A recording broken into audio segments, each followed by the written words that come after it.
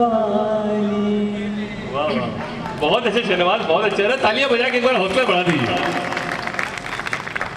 वाह वाह वाह वाह, बहुत अच्छा पढ़ रहे हो। गजल का मसला देखें इनायत। अपने गम से परेशान होकर, भाई थोड़ा सा इको हल्का सा कम कर दो, हल्का सा गिरा दो, रिवर्ब दे दो। बेस बढ़ा दे, रिवर्ब दे दो। ठीक है, आओ। अपने गम से परेशान होकर जानलेवा खता कर रहा हूँ। जानलेवा खता कर रहा हूँ। अपने गम से परेशान होकर जानलेवा खता कर रहा हूँ। तेरे नामो निशान ढूंढने को खुद को खुद से जुदा कर रहा हूँ। वाह वाह वाह वाह वाह वाह वाह। तेरे नामो निशान ढूंढने को खुद को खुद से जुदा कर रहा हूँ। ऐ ज़माने तेरी शान और शौकत मुझको यूं भी गवारा नहीं है। मैं तो मिट्टी के घर का मुसाफिर तेरे महलों में क्या कर रहा हूँ। मैं तो मिट्टी के घर का मुसाफिर, मैं तो मिट्टी के घर का मुसाफिर तेरे महलों में क्या कर रहा हूँ। बहुत अच्छे शहनवाज, बहुत अच्छे। मैंने गम की नुमाइश से पहले सारे रिश्ते रफू कर लिए हैं। रफू कर लिए। मैंने गम की नुमाइश से पहले सारे रिश्ते रफू कर लिए हैं।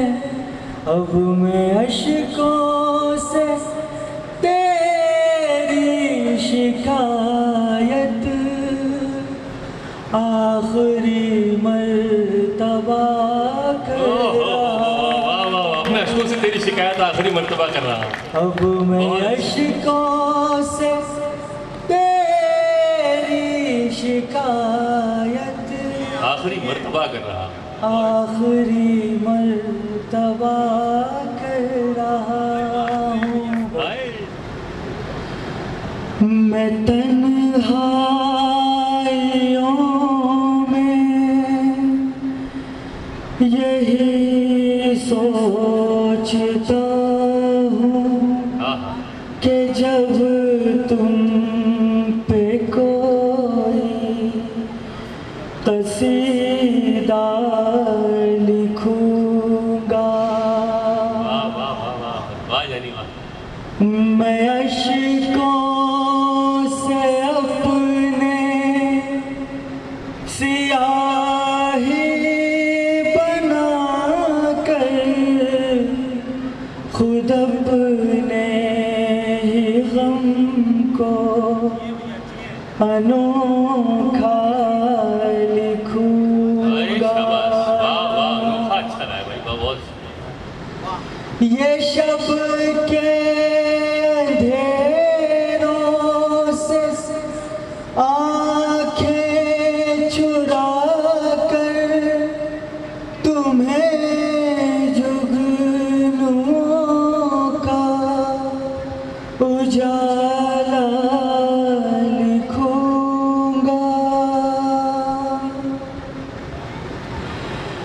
मगर मुझ में इतना सलीका नहीं है, मेरा गम भी इतना अनोखा नहीं है, और उस पर सितम के उजाला भी गायब, ख्यालों से जुगनू का चेहरा भी गायब, यकीनन ये सब मेरे बस का नहीं है, वो जो थी कभी मेरी दुनिया नहीं है, तो फिर मेरी कोई तमन्ना नहीं है, तमन्ना नहीं है, तमन्ना नहीं है। एक झुलसे हुए मंजर की निशानी रख दो, एक झुलसे हुए मंजर की निशानी रख दो, जाओ पत्थर की हथेली पे ये पानी रख दो, जाओ पत्थर की हथेली पे जाओ पत्थर की हथेली पे ये पानी रख दो, लोग जब मुझको पढ़ेंगे तो बहुत रोएंगे, लोग जब मुझको पढ़ेंगे तो बहुत रोएंगे, आप कागज पे कोई और कहानी रख दो, आप कागज पे कोई और कहानी रख दो। बहुत शुक्रिया, जरा जोरदार ताली। और मुझे निजामत की जिम्मेदारी कुछ देर के लिए वो सौंप के गए, फिर मैंने अतिक्रमण ही कर लिया कुछ देर के लिए, क्योंकि आप आए थे तब तक, और चूंकि मेरी जिम्मेदारी भी थी, एक बड़ी जिम्मेदारी भी मेरी थी और है अभी भी, जिस तरफ मैं बढ़ रहा हूँ। देखिए, मुझे निजी रूप से करीब 30 बरस हुए इवेंट मैनेजमेंट में, सेलिब्रिटी मैनेजमेंट में, मंचों पर संचालन करते, गज़लें गाते, गुनगुनाते, सब तरीके से। और मैं बहुत अच्छी तरह से निजी रूप से ये जानता हूँ कि हम तो इंदौर से आते हैं, जिसको मिनी मुंबई कहते हैं, आप तो मुंबई के ही लोग हैं, तो ये तो महानगर कहलाता है और पूरे भारत का ग्लैमर ही मुंबई है। और यहाँ पर साहित्य के आयोजन को लेकर, खासतौर से कवि सम्मेलन, मुशायरे जैसे संजीदा आयोजन को लेकर हम जैसों के मन में भी एक शुबा था, एक शक था, एक संदेह था कि भाई कितना, कैसा, क्या सुना जाएगा। पर मैं विनीत शुक्ला, मेरे साथ शहनवाज अंसारी, श्रद्धेय महेश दुबे सर, पूरी श्रृंखला बड़े गर्व से आने वाली दुनिया तक ये कहते रहेंगे कि 27 मई 2023 को जिस तरीके से मुंबई ने सुनाया, ऐसा पूरी दुनिया को सीखना चाहिए कि सुना कैसे जाता है। मैं प्रणाम करता हूँ आप सभी को, बड़ी खालिस उर्दू, बड़ी खालिस हिंदी को, एक बहुत प्यारे व्यंग्यकार को। मैं आपको बताऊं कि कवि सम्मेलनों की एक रवायत होती है, एक नियम होता है कि सदारत अध्यक्षता को सबसे आखिरी में पढ़ाया जाता है। यहाँ तो सदर मोहतरम पहले ही उतर गए, उसके बाद बचा किसके लिए था। जिस तरीके से श्रद्धेय महेश दुबे जी आज यहाँ बैठे हैं और जिस विनम्रता और जिस भाव के साथ वो सबको सराह रहे हैं, एक बार मैं चाहूँगा बड़ी विनम्रता के साथ कि उनके लिए बहुत जोरदार तालियां बजाकर उनका अभिवादन करें। और एक होता है बुला लेना और एक होता है बुलाया जाना।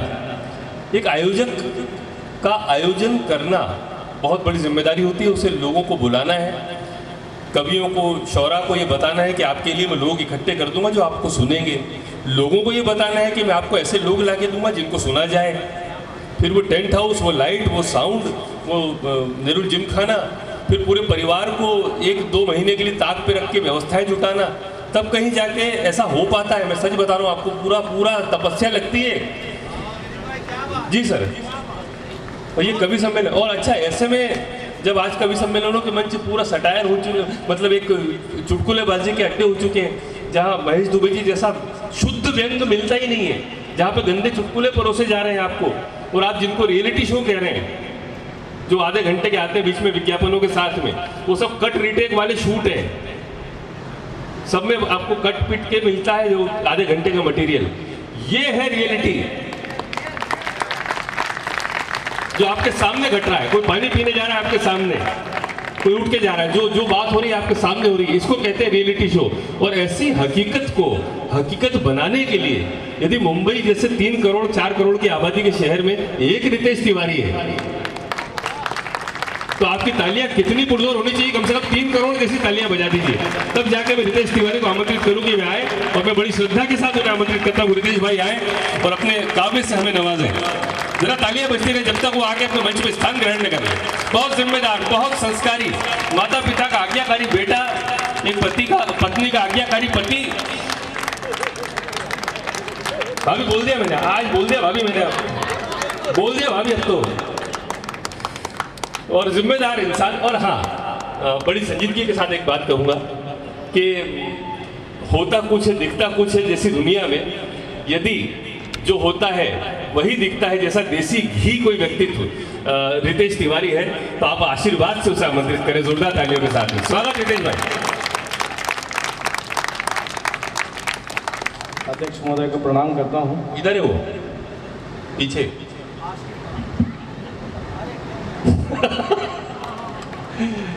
इस संस्कार के लिए तालियां बनती है, बड़ों का आशीर्वाद लेना एक संस्कार है, हमारी परंपरा है। मंच छोड़कर नहीं जा रहा हूँ, लेकिन माथा टेककर अपने माता पिता को प्रणाम करता हूँ जिन्होंने मुझे ये जीवन दिया है, वो संस्कार दिए हैं जिसकी तारीफ अभी विनीत भाई कर रहे थे। खुद की तारीफ इससे पहले इतनी कभी नहीं सुनी। समझ में नहीं आ रहा हाथ से पढ़ूँ या गज़ल पढ़ूँ, बड़े दोराहे पे आकर खड़ा हो गया हूँ। आप तो चौराहे पे रहो लेकिन मन से पढ़ो आप तो। इन्होंने कहा कि माता पिता का आज्ञाकारी हूँ और पत्नी का भी आज्ञाकारी। अरे वो ज़्यादा है। तो पहली बात पे ज़्यादा वजन नहीं दिया इन्हें, दूसरी पे दिया। क्योंकि दिया अच्छा लगा। क्योंकि शादीशुदा व्यक्ति जो होता है वो ये जानता है कि शादी के बाद वजन कहाँ देना चाहिए। शादी के पहले वो खूब वजन देता है माता पिता की तरफ, बाद में थोड़ा सा डील डोल हिल जाता है। इसलिए मैं अक्सर जब लिखता हूँ तो माता पिता के बारे में भी लिखता हूँ और पत्नी के बारे में। क्या सुनना चाहते हैं? गीत सुनेंगे, गज़ल सुनेंगे, या मैं जो चाहूँ सुना दूँ? हास्य सुनना चाहते हैं आप? भाई साहब को हास्य में मज़ा आ रहा है। वो भी शादीशुदा है ना? शादीशुदा आदमी घर के बाहर ही हंसता है। थोड़ा हंस लें। घर के अंदर तो उसके हंसने पे भी बोलचाल रोक हो जाती है। भाई साहब आवाज़ बढ़िया रखिएगा, क्योंकि क्या है, इको चाहे तो आप चटा सकते हैं, मैं गाऊंगा नहीं। शादी के पहले गाता था, अब सुर नहीं लगते। पहले ऊपर के सुर लगते थे, अब नीचे के लगते हैं। हाँ घर जाना है अभी अपने को? नहीं, अभी तो मम्मी पापा यहीं है तो सुरक्षित हूँ। हाँ अभी कुछ नहीं, फिर ठीक। एक बार ऑफिस से लेट निकला, फ़ोन की बैटरी लो हो गई थी, धीरे से ख़त्म ही हो गई। गाड़ी चला रहा था, कहीं रुक नहीं सकता था, ट्रैफिक जाम था। घर पहुंचा तो गेट पे खड़ा हो गया मैं, ये सोचकर कि घर जाऊंगा तो क्या बात करूंगा। वॉचमैन आया, मुझसे बोला सर बूंदाबांदी हो रही है, बिजली खड़क रही है, यहाँ खड़े रहना सुरक्षित नहीं है। मैंने कहा बेटा मुझे मत बता कि मैं कहाँ ज़्यादा सुरक्षित हूँ। एक बिजली घर में भी कड़क रही होगी। बड़ी मुश्किल हो जाती है भाई शादीशुदा लोगों के लिए। ये मैं माहौल बना रहा था, आप भी समझ रहे होंगे, कविता पाठ नहीं है ये। मैं बेसिकली जो इन्होंने संजीदगी का माहौल बना दिया, इसको थोड़ा सा मिटाने की कोशिश कर रहा था, जैसे ब्लैक बोर्ड पे लिखा हुआ कोई मिटाता है, लेकिन मेरा दावा ही ये मिटेगा नहीं जो ये लिख कर गए हैं। एक बार जोरदार तालियां इन शायरों के लिए होनी चाहिए। चलिए भाई साहब कुछ हाथ से पढ़ लेता हूँ। स्वागत है। मैं वज़न पे हमेशा बात करता हूँ क्योंकि दुनिया में बहुत सारी चीज़ें जो सिर्फ बढ़ना चाहती है, बहुत कम चीज़ें जो घटना चाहती हैं। रोग हो, भ्रष्टाचार हो या मोटापा हो, ये बढ़ना चाहता है, घटना नहीं चाहता। सिर्फ घटना ही एक ऐसी चीज़ है जो घट जाती तो हम कहते हैं कि घट गई। वाह वाह वाह। जिसको समझ में नहीं आया वो बहुत अच्छी बजा सकते, कोई दिक्कत नहीं। घटना घट गई। लोग शादी को भी एक घटना कहते हैं, कुछ लोग इसको दुर्घटना भी कहते हैं। और जिनके साथ घट गई है वो ठीक है, जिनके साथ दुर्घटना घट गई है वो अलग अलग भी हो जाते हैं, हमने देखा। खैर, बढ़ता हुआ वज़न में हमेशा बात करता हूँ, ये ऐसी चीज़ है जैसे ही आप इसको कम करने की कोशिश करो ये बढ़ने लगता है।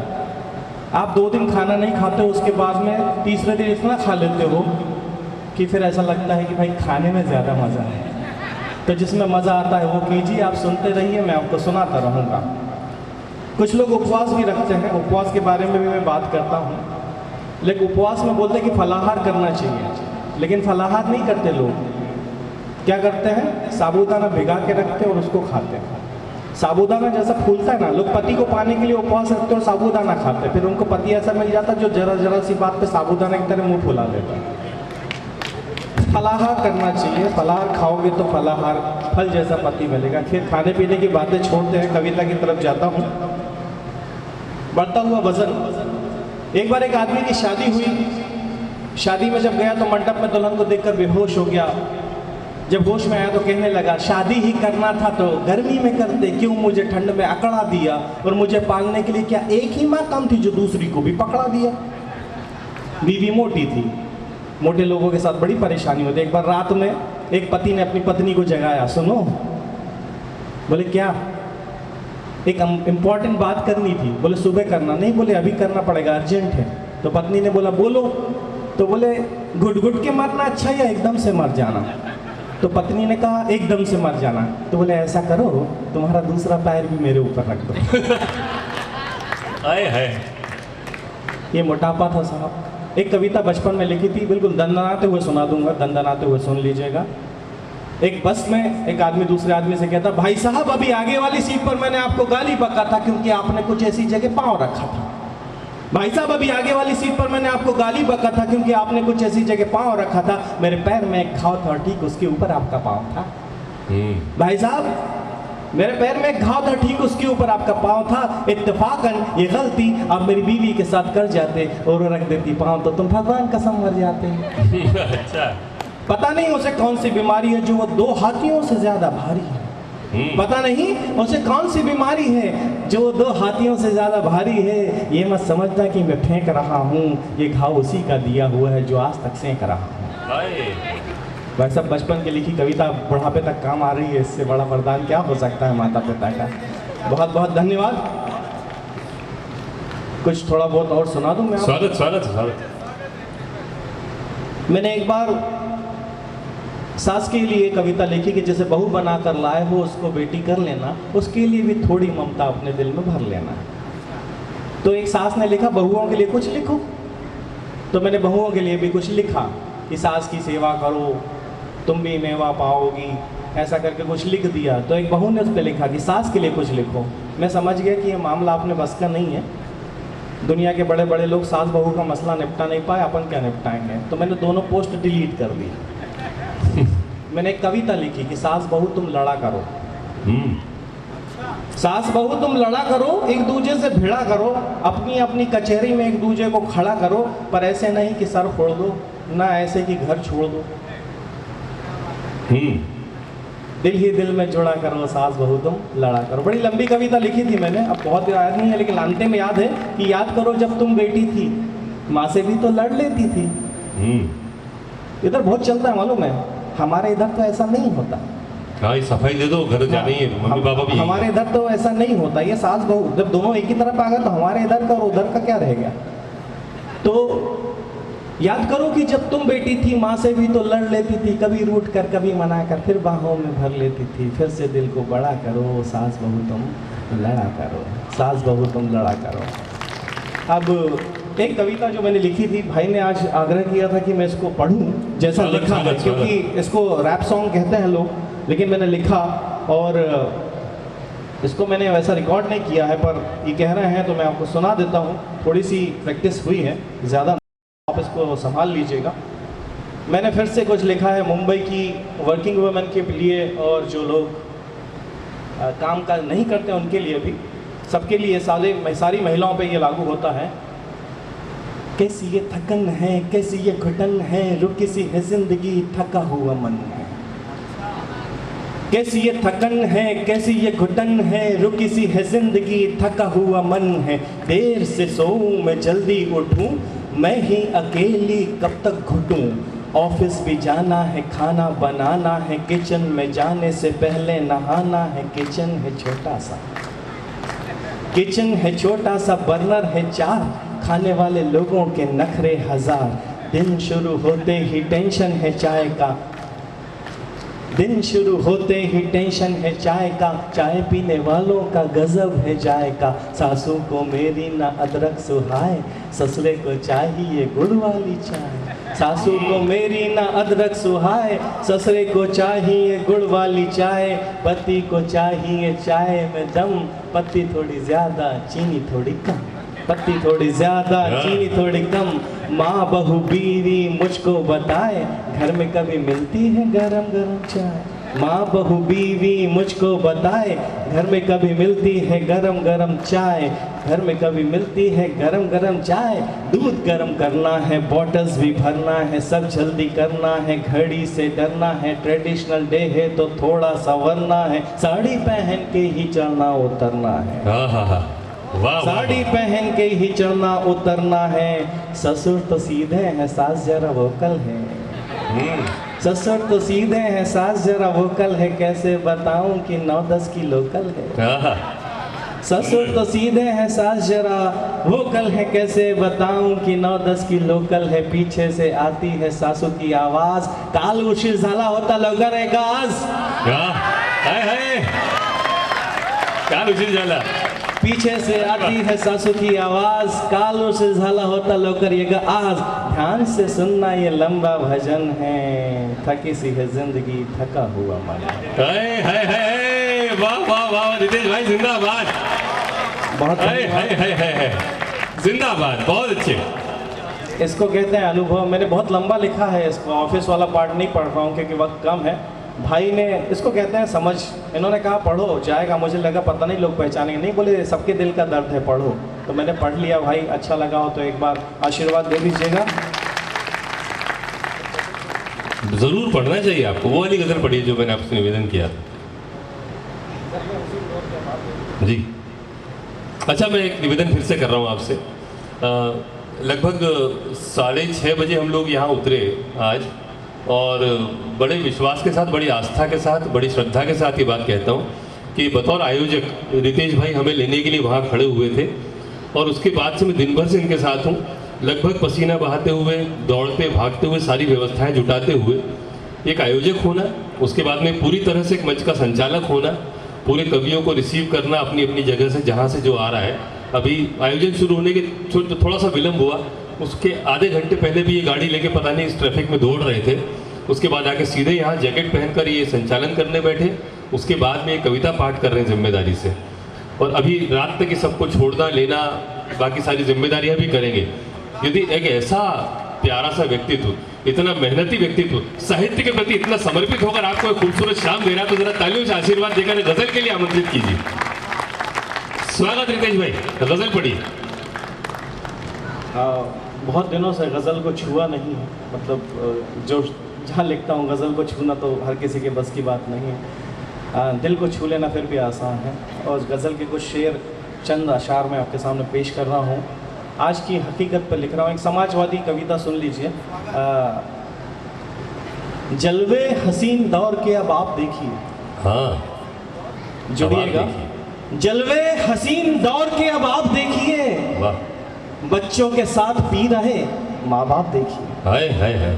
जलवे हसीन दौर के अब आप देखिए, बच्चों के साथ पी रहे माँ बाप देखिए।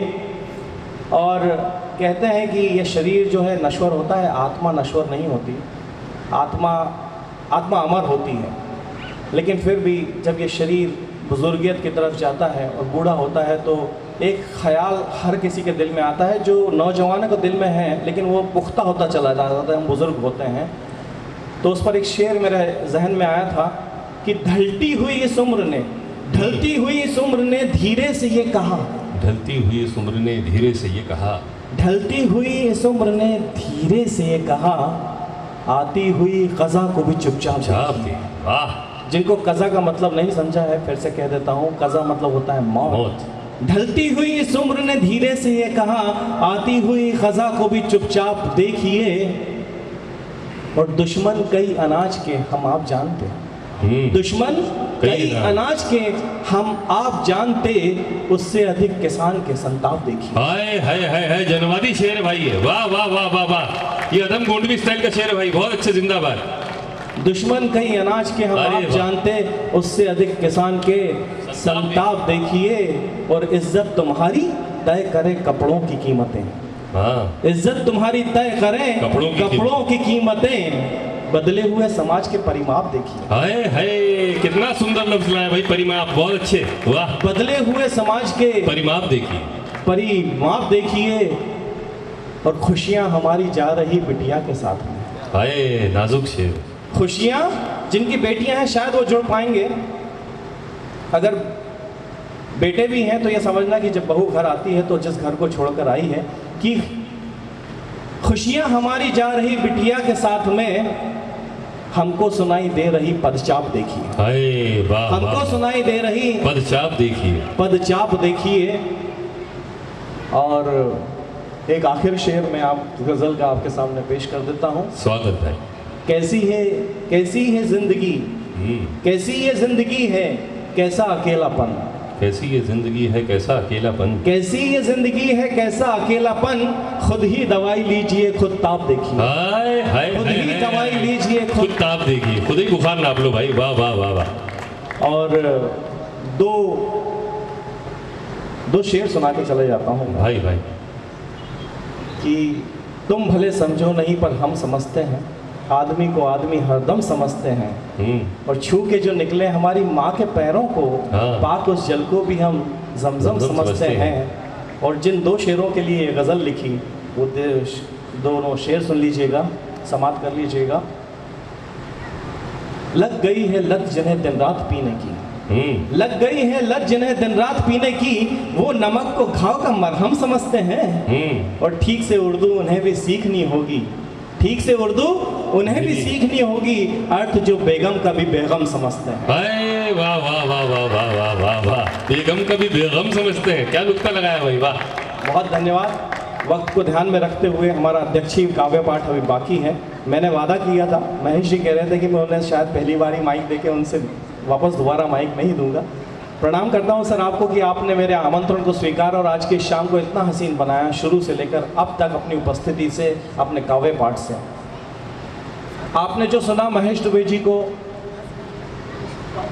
आपका वो माता पिता वाला जो आपको ना माता पिता, एक छोटा सा है, अतिक्रमण कर रहे हैं समय का, लेकिन 5 मिनट मैं चाहूँगा कि वो ज़रूर पढ़ें। बस उनकी आगवानी में ये 4 लाइनें जो मैंने कभी लिखी थी वो कहकर मैं उनको बुलाता हूँ कि बेलगाम ख्वाहिशें परवान चढ़ गई, बेलगाम ख्वाहिशें परवान चढ़ गई, घर हुए छोटे दीवारें बढ़ गई। बेलगाम ख्वाहिशें परवान चढ़ गई, घर हुए छोटे दीवारें बढ़ गई। और बेदखल हो गए बुजुर्ग अदब वाले, बेदखल हो गए बुजुर्ग अदब वाले, अकेले रह रहकर औलादें सड़ गई, अकेले रह रहकर औलादें सड़ गई। जोरदार तालियों से स्वागत कीजिएगा एक बार फिर से महेश दुबे जी। मैं आपसे विनम्र निवेदन करता हूं कि ये जो दौर है ये किताबों से मुक्ति का दौर है। किताबें छूट गई हैं, सब मोबाइल की स्क्रीन में हम लोग सिमट गए हैं, किताबें भी मोबाइल पे पढ़ रहे हैं। वो थूक से पन्ने पलटने का जायका चला गया है आजकल। और ऐसे, जिसमें रियलिटी की बात कर रहा था आपसे, ऐसी साहित्यिक वास्तविकता तो गौण ही हो गई है। और ऐसे पितृपुरुष, ऐसे संस्था पुरुष जो स्वयं में एक संस्था हो, श्रद्धेय महेश दुबे जी जैसे लोग यदि लाइव हमारे सामने, वो कहते हैं ना, कभी एक बड़ा अच्छा सा शेर है फिराक गोरखपुरी साहब की शान में, कहा जाता है कि आने वाली सदियां हम पे फख्र करेंगी हम असरों कि तुमने फिराक को देखा है। तो हमारी पीढ़ी में, हम आने वाले समय में जो युवा साथी बैठे हैं, जो बच्चे छोटे छोटे से आवाज़ें कर रहे हैं, इनके लिए ये कहा जाने लगेगा कि आने वाली सदियां हम पे फख्र करेंगी हम असरों कि हमने महेश दुबे को देखा है। सच बता रहा हूँ मैं, ऐसे ऐसे विराट साहित्यकार हमारी पुण्य कर्मों का प्रतिफल है। और यदि हमारे बीच में है तो मुंबई का दायित्व बनता है कि एक बार जोरदार तालियों से इनका इस्तकबाल करें। स्वागत है सर। जिंदगी में पहली बार मुझे 2 संचालकों ने प्रस्तुत किया है, एक ने आगे से और एक ने पीछे से। धन्यवाद। विनीत जी बहुत बढ़िया इंसान है, और ये जो बोल रहे हैं ना, इसका आप लोग टेंशन मत लो, क्योंकि एक बार मैं भी भयंकर गर्मी में बंद गले का कोट पहन के ऐसे ही फंसा था, तो अनाप शनाप बोलता था,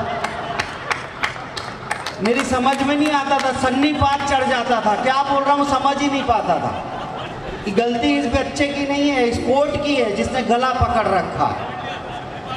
ये सारे लड़के जो है ना, प्रोटोकॉल के चक्कर में, अच्छे दिखने के चक्कर में जैकेट वैकेट पहन के फंसे हुए हैं, बार बार बाहर क्यों जा रहे हैं? वहाँ जैकेट उतार के उसी से हवा करके फिर आ जाते हैं। बच्चों को टोक रहे हैं, बच्चों को उनका आनंद करने दो यार। झूठों से नफरत करता हूँ, सच्चे अच्छे लगते हैं, बस इतनी सी बात है, मुझको बच्चे अच्छे लगते हैं। यही बात गीता कहती है, यही बात कुरान समझाता है, और यही बात सारे धर्म ग्रंथ कहते हैं कि अगर ऊपर वाले को पाना हो तो बच्चों जैसे हो जाओ। इसलिए बच्चों को उनका आनंद करने दो, मत रोको, क्योंकि जब रोक सकते थे तब नहीं रोका, तो अब इनको कौन रोक सकता? बच्चों को उनका आनंद करने दो, आप अपना आनंद करो, कोई टेंशन लो। बहुत बढ़िया। समय अपने पास बहुत कम है, ऐसा बताया गया है। ठीक है, आप बैठे रहो तो रात भर बैठे रहेंगे लोग। ये अब दूसरी बार का नाश्ता जो बच गया था, एक बार चाय चली, फिर नाश्ता बट रहा है। सतयुग में लोग ब्राह्मण को खिला पिला के खाते थे, आजकल दिखा दिखा के खा रहे हैं यार। बहुत रोने के बाद चाय तो आ गई थी स्टेज पे, नाश्ता नहीं पहुंचा। बताना पड़ेगा कभी। बचा हुआ भी इधर उधर फिर बांटा जा रहा है, लेकिन इधर नहीं बढ़ रहा है ये इंसान। पता नहीं इसने किससे सुपारी ले रखी है हम कवियों की। 3-4 जो मन छोड़ के गए बाहर ढूंढ रहा, लेकिन ये वीवा यहाँ लेके घुस गया है, दे नहीं रहा है। कोई बात नहीं, चलता रहता है। नहीं सर ठीक है, आप जाइए। अब बड़े दुख की बात है कि मुझे छोड़ के सबको मिलेगा। मैंने अपने पैर पे खुद कुल्हाड़ी मार ली। नहीं सर, मैं बचा के रखूंगा आपके लिए। कोई बात नहीं, सब चलता रहता है, ऐसा ही होता है। अपन कॉन्फिडेंस वाले आदमी है, बोल रहे हैं बाद में मिलेगा, नहीं कोई नहीं। भाभी जी आप मेरा इतना ख्याल कर रही तो अपने वाले का कितना करते होंगे। मैं तो आपको प्रणाम करना चाहता हूँ भगवान कसम। ये पत्नी वतनी सब ये लोग कह रहे थे, रितेश बोल रहा था झूठ मूठ की बात। अरे आइए वीवा जी, दीपाली जी, अभी तक तो आगे से ही खतरा था, पीछे से भी खतरा हो गया। क्या बात है, कसम से मैं भी रोज सुबह मंदिर जाता हूँ तो ऐसे ही एक काला सा बैठा रहता है उधर भी, उसके आगे बिस्किट ऐसे ही पटक के भागता हूँ मैं। उसका ओरिजिनल कलर ब्लैक है, मैंने पहन रखा, वो भी ऐसे ही सूंघ के छोड़ देता। कोई बात नहीं, देखो समय बड़ा कम है अपने पास, जैसा सर बता रहे थे, और आप लोग भी बड़ी कृपा करके एक्स्ट्रा बैठे हुए हो, तो कोई बात नहीं, थोड़ी देर शोषण मेरा भी सह लो। जिंदगी का कुछ समय मधुमास होना चाहिए और कुछ कांटों भरा वनवास होना चाहिए। एक ही रस से भरा जीवन कोई जीवन है क्या, एक क्षण हो तृप्ति का एक प्यास होना चाहिए। क्या बात है। हमें है फख्र की हंसने की हम तदबीर रखते हैं, मगर ये झूठ है कि सुख की हम जागीर रखते हैं। तुम्हारे दिल में है जो दर्द ना केवल तुम्हारा है, हम अपने दिल में भी इस दर्द की तस्वीर रखते हैं। क्या बात है। जो शानदार ये बच्चे यहाँ पर आए हैं ना, ये जो लोग पढ़ रहे हैं, ये एक बहुत बड़ी बात है। अंधेरा बोल देता है कि बाकी रात कितनी है, बिछी शतरंज की बाजी पे शह और मात कितनी है। तेरे कपड़े तेरे जेवर बताते हैं तेरा रुतबा, तेरी बोली बताती है तेरी औकात कितनी है। बहुत बड़ी बात बोल दी मैंने। पूरे देश में और विदेशों में जिन बच्चों का भी नाम नहीं है, लेकिन इनकी औकात क्या है, इनके शब्दों ने आपको बता दिया। मैं बहुत खुशी महसूस। सप्लीमेंट्री है में पास हुए थे क्या? सप्लीमेंट्री में पास हुए थे क्या? वंस मोर है, एक बार में समझ में नहीं आता। वंस मोर दम रहता है क्या एक बार करने के बाद? मुझे मिल रहे समर्थन से ये जल रहा है। अंधेरा बोल देता है कि बाकी रात कितनी है, बिछी शतरंज की बाजी में शह और मात कितनी है। तेरे कपड़े तेरे जेवर बताते हैं तेरा रुतबा, तेरी बोली बताती है तेरी औकात कितनी है। बहुत बढ़िया सर। ये मैंने जिंदगी में पहली बार मन से सुनाया यार, कसम से। इतना लोग अच्छा सुन रहे, मुझे आज पता चला। आज तक मैं हाथ से पास के चक्कर में फोकट में अटका हुआ था, मुझे पता नहीं था यही सब सुनाना चाहिए। मजाक से परे एक बात मैं कहना चाहता हूँ, शायद लोग नहीं जानते हो, मेरे मन में जैसे कुलबुलाहट हुई गज़ल पढ़ने की। महेश दुबे जी बहुत अच्छे गज़लकार भी हैं, इन्होंने गज़ल गोई की है, इनकी कई किताबें भी हैं। एक बार ज़ोरदार तालियां महेश दुबे जी के लिए होनी चाहिए। ऐसा कोई विधा नहीं है जिसमें इन्होंने लिखा नहीं है और जिसमें मैं सफल हुआ हूँ, ऐसी कोई विधा ही नहीं बची। अरे नहीं सर। टेलीविजन पर एक कार्यक्रम था, मैंने बहुत से कार्यक्रम किए, तो उसमें एक ऐसी बात थी, तो मैंने एक गज़ल कही, आपको देता हूँ, सुनना मजा आएगा आपको। बहुत बड़े बड़े गज़लकार बैठे हैं, हो सकता है मेरी हंसी उड़ाएं। मैंने एक कल्पना की कि आजकल के ज़माने में नौजवान ना बहुत घाई में प्यार कर लेते हैं। पहले क्या है, बहुत दिन तक प्रैक्टिस होती थी। मैंने खुद प्यार करने के पहले 30 साल तक प्रैक्टिस की। फिर वैलेंटाइन डे के दिन अपनी प्रेमिका से कहा आई लव यू, वो बोली आई लव यू टू, मैंने कहा आई लव यू 3, तो जोश में आ गई। बोली हम लोग हमारे बारे में तरह तरह की बातें बना रहे हैं, हम दोनों को शादी कर लेनी चाहिए। मैंने कहा सोच तो मैं भी यही रहा हूँ, लेकिन मुश्किल ये है कि हम दोनों से शादी करेगा कौन। वो बोली बेवकूफ़, मुझे वॉलंटियर समझ रखा, जाके मेरे पिताजी से बात करो, मुझसे शादी करो। मैं गया अंकल के पास, मैंने कहा अंकल आपको मालूम है मैं आपकी बेटी से 30 साल से प्यार करता हूँ। वो टेंशन में आ गए, बोले आप क्या चाहते हो? मैंने कहा शादी करना चाहता हूँ। बोले शुक्र है भगवान का, मैंने तो सोचा पेंशन मांगने आ गए। अच्छा तुम कमाते कितना हो? मैंने कहा 1590 रुपया फिक्स पर मंथ, क्योंकि हम तो कवि लोग हैं, हमारी तो फाइनेंशियल पोजीशन आपको मालूम होनी चाहिए।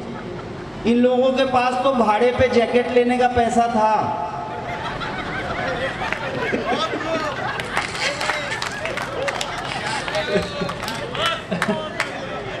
मैं डॉक्टर के पास गया, मैंने कहा डॉक्टर साहब पेट साफ नहीं हो रहा है। डॉक्टर बोला गोली लो कल काम हो जाएगा। दूसरे दिन मैं फिर गया, मैंने कहा कुछ नहीं हुआ। डॉक्टर बोला मैं 30 साल से प्रैक्टिस कर रहा हूँ, ऐसा केस पहली बार देखा। मैंने कहा 30 साल से प्रैक्टिस ही कर रहे हो, परफॉर्म कब करोगे? डॉक्टर बोला दिमाग खराब मत करे, दूसरी गोली ले कल काम हो जाएगा। दूसरे दिन मैं फिर गया, मैंने कहा कुछ नहीं हुआ। डॉक्टर बोला यार उस गोली से तो हाथी का भी पेट साफ हो जाता, तू करता क्या है? मैंने कहा मैं कवि हूँ। डॉक्टर बोला हे भगवान पहले क्यों नहीं बताया, ये 5 रुपया ले, पहले जाके कुछ खा।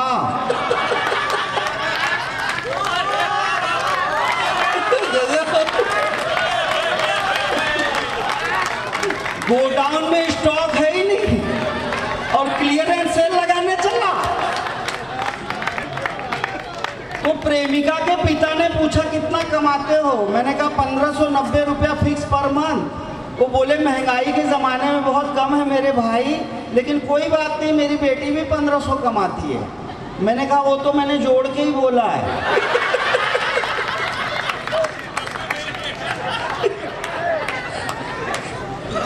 हिसाब किताब के मामले में अपना हाथ कोई नहीं पकड़ सकता। तो ऐसा मैं सच बता रहा हूं, मैं ये सब झूठे पत्नी पीड़ित है। पूरी यूनिवर्सिटी इधर बैठी हुई है। अपने देश में जो जितना बड़ा पत्नी पीड़ित होता है उतना ही बड़ा कवि बनता है। तुलसीदास को उनकी पत्नी ने मारा, वो महाकवि बन गए। कालिदास को उनकी पत्नी ने पीटा, वो महाकवि बने। बहुत जल्दी मैं भी महाकवि बनने वाला। और मैं पत्नी पीड़ित हूं, मैं छुपाता भी नहीं। मेरा हेयर स्टाइल ही चीख चीख के बता देता। और हेयर स्टाइल के हिसाब से देखो तो मैं तो मामूली कवि हूं।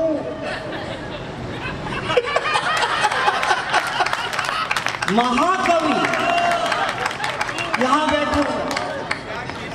मैं घरवाली के पास गया, मैंने कहा 500 रुपया दे, चश्मा बन सर। मैंने कहा 500 रुपया दे, चश्मा बनवाना है, दूर की नजर कमजोर हो गई। वो बोली फोकट में खर्चा मत करो, मुझसे खूबसूरत पूरे एरिया में कोई नहीं। मैंने कहा उस काम के लिए मुझे चश्मा नहीं बनवाना है, मैं कोई नेहरू जिमखाना का सदस्य थोड़ी हूँ।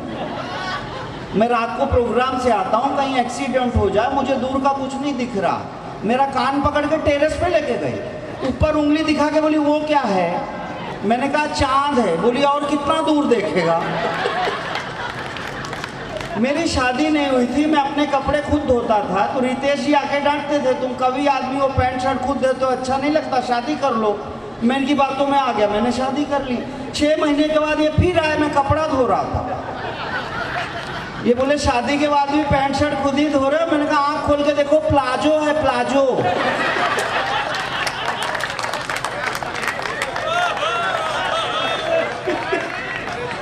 कोई मामूली कष्टों से हम कवि थोड़ी बने हैं यार। बहुत लंबी कहानी है ये। पूरा एपिसोड खत्म होने में पूरी रात चली जाती है। अपने पास टाइम है ही नहीं तो मैं सब खोल के बता देता। पिछले दिनों टीवी पे ऐश्वर्या राय का डांस देख के मेरी घरवाली जोश में आ गई, मेरे पास आई और एक पैर पटक के बोली मैं भी नाचूं। अलमारी से 3 बर्तन गिर पड़े। साई जी ऐसा। यहाँ पे रितेश भाई ने बोला कि भाभी जी को भी ले आना, खाना फ्री है। मैंने कहा तुमने अभी वो दागीना देखा नहीं है। 4 पंक्ति लिख के लाया हूँ। मुझे करिए क्षमा, पत्नी को अपनी ला नहीं पाया, बहुत लोगों को दिखलाया मगर सबने ये समझाया, कोई भी ड्राइवर ऑटो का धोखा खा नहीं सकता, ये ट्रक का माल है, रिक्शे में हरगिज जा नहीं सकता।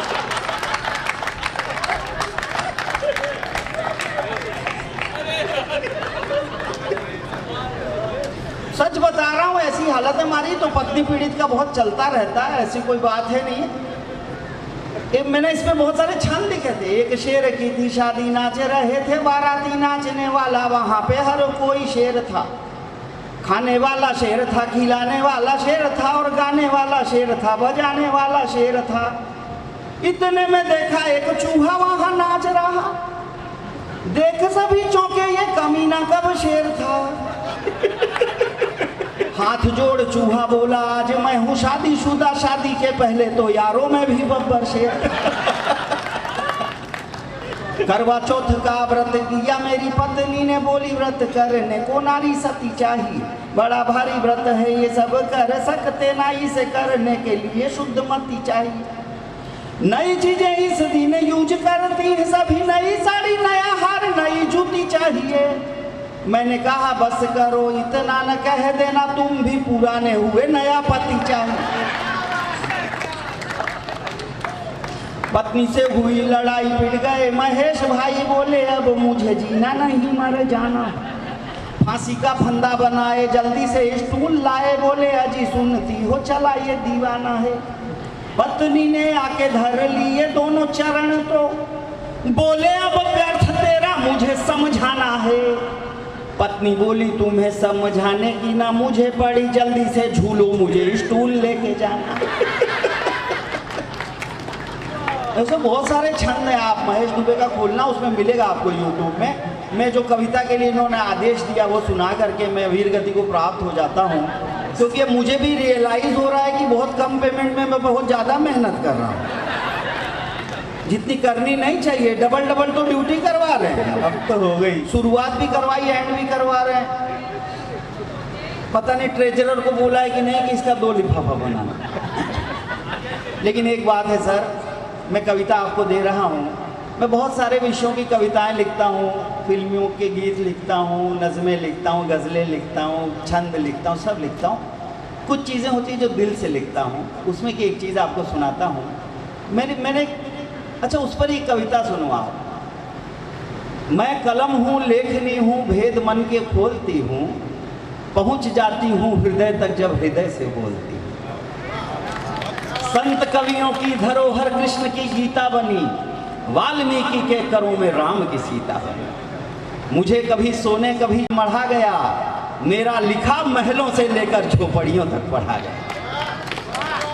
मैं कभी प्रेमी के हृदय का गान हुई, कभी प्रेमिका के वियोग की तान हुई, कभी माँ की दुआ बहन का प्यार हुई, तो कभी जनता को जगाने का हथियार हुआ। फूलों सी कोमल हूँ, चंपा की डाली हूँ, नवब्याही दुल्हन सी प्यारी मतवाली हूँ, लेकिन जब वक्त पड़े हाथों में शस्त्र लिए लड़ने को, आतुर में माँ दुर्गा का दी। चैन हो अमन हो तो प्रेम गीत गाती हूँ, लोरी की थपकी दे सबको सुलाती हूँ, लेकिन जब जंग छिड़े आंखों में तेल डाल, सीमा पर सैनिक को मैं ही जगाती हूँ। सुख भी मैं लिखती हूँ, दुख भी मैं लिखती हूँ, पर सब कुछ लिखकर भी निर्विकार दिखती हूँ। मैं कलम हूँ, लेखनी हूँ, भेद मन के खोलती हूँ, पहुँच जाती हूँ हृदय तक जब हृदय से बोलती हूँ। जब भारत में हुई तबाही और मुल्क पर तंत्र हुआ, बच्चा बच्चा अंग्रेजों का सेवक मानो यंत्र हुआ, तब जन जन को जागृत करने हेतु सृजित मेरे द्वारा वंदे मातरम जैसा पावन अद्भुत भीषण मंत्र हुआ। उस मंत्र को सीने से लगाए लाखों जियाले अपने परिवारों को भूल गए, भारत माता की जय बोलकर फांसी के फंदे पर झूल गए। बात है। जब 23 साल के भगत सिंह को फांसी की सजा देने के बाद न्यायाधीश के हाथों कलम की नोक टूटी थी, तब दूर गांव में भगत की मां की छाती से दूध की धार फूटी।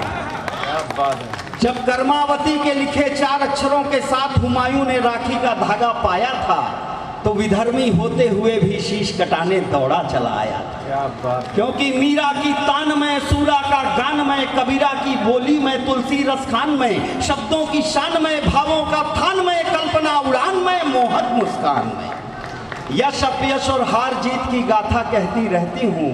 तुम्हें क्या पता किन किन धाराओं में बहती रहती। लिखना हो तो सत्य लिखो, बेकार कालिमा मत लिखना, जो रक्त बहा दे सड़कों पर रक्ताभ लालिमा मत लिखना। मेरे द्वारा है रचित वेद, मेरे द्वारा गीता कुरान, मेरे द्वारा उपनिषद गढ़े जाते हैं, बनते हैं पुराण। अब मेरे द्वारा तुम टीवी के गंदे दृश्य नहीं लिखना, जो शब्द बोलने में आए लज्जा स्पृश नहीं लिखना। लिख सको अगर तो लिखो वही जिससे जग में उजियारा हो, जिसको पढ़कर भारत झूमे जग का सिरमौर दोबारा हो। तुम प्रेम लिखो, विश्वास लिखो, कर दे जो त्वरित विकास लिखो, नव उठा लेखनी नवकर से भारत का नव इतिहास। क्या बात है। ये भूमिका थी। अब गीत पढ़ रहा हूं। मेरे पास भूमिका की भी 20-30 कविताएं हरदम रेडी रहती हैं। एक ही गीत की मैं 50 भूमिका पढ़ सकता हूं, कसम से बता रहा हूं। ओ राम और कृष्ण के सुसुप्त वंशजों, उठो पुकारता है देश तुमको, भारती की आन है शान बान, धर्म की जो लुट गई या मिट गई, तो कौन फिर कहेगा हिंदू जाति ये महान है। ये बहुत लंबा गीत है, लेकिन ये तो पढ़ना ही नहीं है, मेरे को तो दिए वाला बोला है, तो मैं तो वो पढ़ने वाला हूँ। मैं तो बहुत सारे गीत दिमाग में आते रहते हैं यार, मैं पागल आदमी हूँ। अगली बार आप लोग को अच्छे से मानो कि एक ही आदमी को बुलाना और सारी रात सुनना है कि नहीं। लेकिन बहुत जोरदार तालियां मेरे भाइयों के लिए बजाइए, जिन्होंने वातावरण को इतना अच्छा बना दिया कि आप सारी रचनाएं सुन रहे हैं। मैं बहुत क्षमा चाहता हूं, क्योंकि मैं बहुत सारी धाराओं में बह जाता हूं। जो मुझे गीत कहा गया, आपका बहुत समय अतिक्रमण मैंने किया। एक गीत आपको दे रहा हूं, जो गीत मैंने बुजुर्गों के लिए लिखा है। आज मैं दूसरा गीत पढ़ने वाला था गंगा पर, लेकिन भाई ने आदेश दिया है तो उनका आदेश पालन करते हुए, आदरणीय उनके माता पिता भी यहाँ पर बैठे हुए हैं।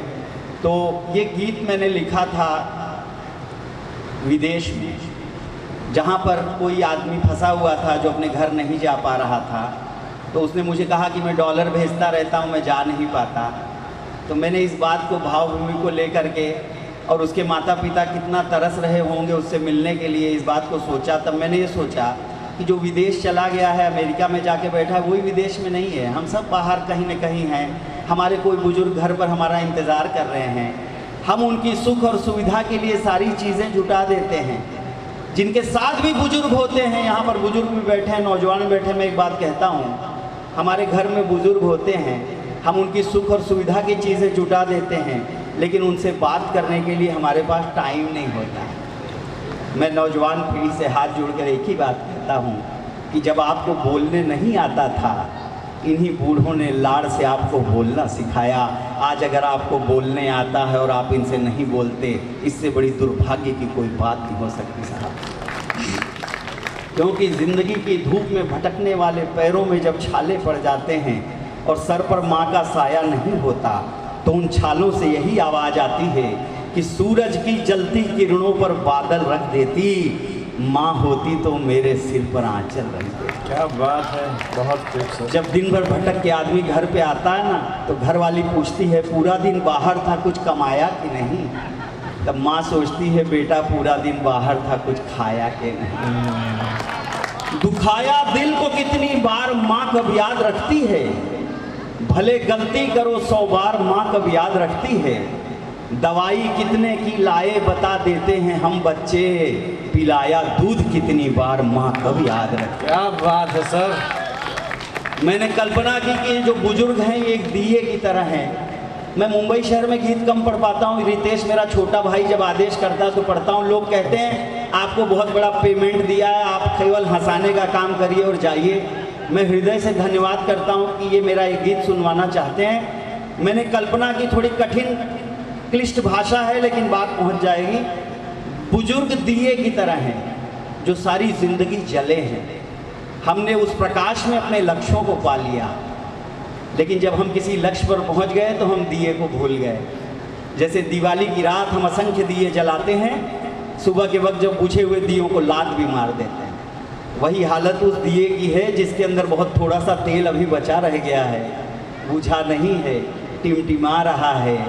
उसके हृदय की क्या हालत है वो एक गीत देता हूँ, सुनेगा। आप सभी के घर में कोई दिए टिमटिमा रहे होंगे, याद करिएगा मानस में और याद करिएगा। टिमटिमा रहा दिया तमाम रात जल चुका, शर्त जो तुणीर में विरुद्ध तम के चल चुका। जितने एसेट्स होते हैं खत्म हो जाते हैं ना, शरीर में ताकत बचती है ना, बैंक में बैलेंस बचता है, तब वो दिया यही सोचता है।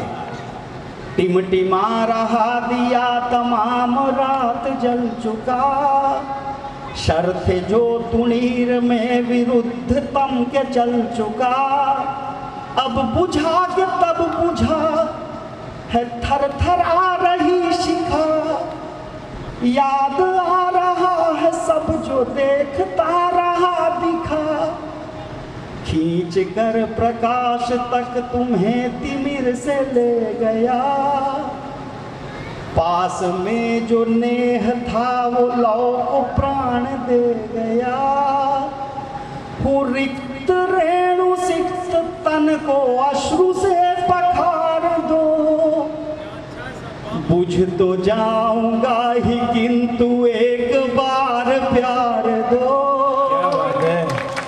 बुझ तो जाऊंगा ही किंतु एक बार प्यार दो। जब निशा जवान थी तुम्हें कहाँ ख्याल था। हमें क्या पता हमारे बुजुर्ग, हमारे माता पिता ने हमें इतना बड़ा करने के लिए कितने बलिदान किए होंगे, हमारी फीस भरने के लिए कितने दिन भूखे सो गए होंगे। लेकिन जब हम कोई ऑफिसर बन जाते हैं तो कहते हैं आपको कुछ पता नहीं चलता, आप चुपचाप बैठे रहो। तब वो दिया सोचता है जब अंधेरी रात थी, जब निशा जवान थी तुम्हें कहाँ ख्याल था। सामने प्रकाश का खड़ा बड़ा सवाल था, याद कर लो कौन था जो अंधकार से लड़ा। कौन भूल कर समस्त कष्ट था रहा खड़ा, कौन अपने शोक ताप व्याधि से डरा नहीं। आज हो चला है रिक्त स्नेह से भरा नहीं, दे के स्नेह दान अपनी भूल को सुधार दो। बुझ तो जाऊंगा ही किंतु एक बार प्यार दो। बुझ तो जाऊंगा ही किंतु एक बार प्यार दो। 4 दिन की जिंदगी को प्यार से ही काटना। हम सब सनातन धर्म के मानने वाले मानते हैं कि 4 दिनों की जिंदगी है साहब, लेकिन इस 4 दिन की जिंदगी में अपने ईगो के लिए, अपने स्वार्थों के लिए हम क्या नहीं करते। 5-5 हजार दोस्त हमारे फेसबुक पर होते हैं, लेकिन सगे भाई से हमारी बात बंद रहती है। मैं हाथ जोड़कर आपसे एक ही बात कहता हूँ, अगर आप ये मानते हैं कि ये शरीर 4 दिनों के लिए मिला है और ये छूट जाना है ना, तो छोटी छोटी बातों को ईगो मत बनाओ। अगर आप बड़े हो तो अपने छोटे को भुला करके माफ़ कर दो, और आप छोटे हो तो एक बार बड़े के पैर छू के माफ़ी मांग लो, आपकी ज़िंदगी की सारी प्रॉब्लम सॉल्व हो जाए। क्या बात है। 4 दिन की जिंदगी को प्यार से ही काटना। दे सको तो फूल दो, भला क्या शूल बांटना। जो चले गए हैं उनकी याद बस बची रही है, हुआ वही जो क्रूर काल की रची रही। अनुभवों की बात है सुनो है खाली मुट्ठियाँ, शेष है कपाट में कुछ एक जीर्ण चिट्ठियाँ। हो सके तो उनकी लिखावट जरा संवार दो। बुझ तो जाऊंगा ही किंतु एक बार प्यार दो। और आखिरी पंक्तियां दे रहा हूं, हम अपने बुजुर्गों के साथ चाहे जैसा बर्ताव करें, उनको ताने मारें, वो हृदय से हमारा कल्याण ही चाहते हैं। बहुत किस सीमा तक चाहते हैं सुनिएगा, वो सीमा देखेगा। और विदाई की पंक्तियां पढ़ रहा हूँ, मुझे विदा कर दीजिएगा उसी प्रेम से जिस प्रेम से आपने हाथ से सुना है। मैं जानता हूँ कि बहुत मुश्किल है, आप एक्स्ट्रा समय दे रहे हैं मुझे, आपका मैं बहुत अतिक्रमण किया मैंने। देह है अशक्त मन में भावना का ज्वार है। जिनके घर में बुजुर्ग हैं वो सोच रहे होंगे कि हमारे घर के बुजुर्ग कितने इरिटेटिंग है, इस कवि को नहीं मालूम है। हमें कितना परेशानी उठानी पड़ती है, इसको नहीं मालूम है। लेकिन सारे बुजुर्ग ऐसे ही होते हैं साहब, वो हृदय से लेकिन आपका कल्याण ही चाहते हैं। आप भी जब बुजुर्ग हो जाएंगे तो ऐसे ही हो जाएंगे। थोड़ा सा पेशेंस रख लो, सिर्फ 2 दिन रहेंगे वो।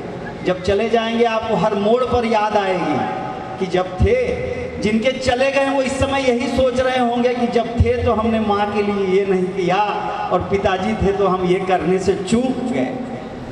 देह है अशक्त मन में भावना का ज्वार है, हर दिशा से शोक का प्रहार ही प्रहार है। तन का पोर पोर क्लांत और जीर्ण शीर्ण है, व्यंग्य बाण से हृदय भी हो रहा विदीर्ण है। फिर भी कामना यही लगे न तुमको ठेस भी, काम आ सकूं तो ले लो देह का अवशेष भी। सिर्फ हाथ थाम कर ये जिंदगी उबार दो। बुझ तो जाऊंगा ही किंतु एक बार प्यार। क्या बात है, बहुत बहुत धन्यवाद। देखिए ये बिल्कुल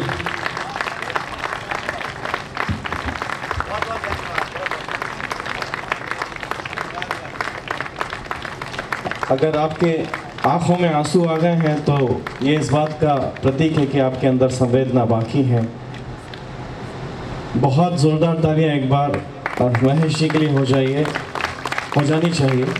बहुत बहुत धन्यवाद। और आप लोगों ने इतना कीमती समय दिया है अपना, इसके लिए मैं आपका आभार प्रकट करता हूं। और उम्मीद करता हूं कि मेरे इस प्रयत्न को आपने सराहा है, हमारे इस प्रयत्न को सराहा है, और आगे भी इस तरह अपना प्यार, आशीर्वाद और अपना समय देते रहेंगे। बहुत बहुत धन्यवाद, बहुत बहुत धन्यवाद। अक्षर इवेंट्स की तरफ से मैं आप सबका धन्यवाद करता हूँ।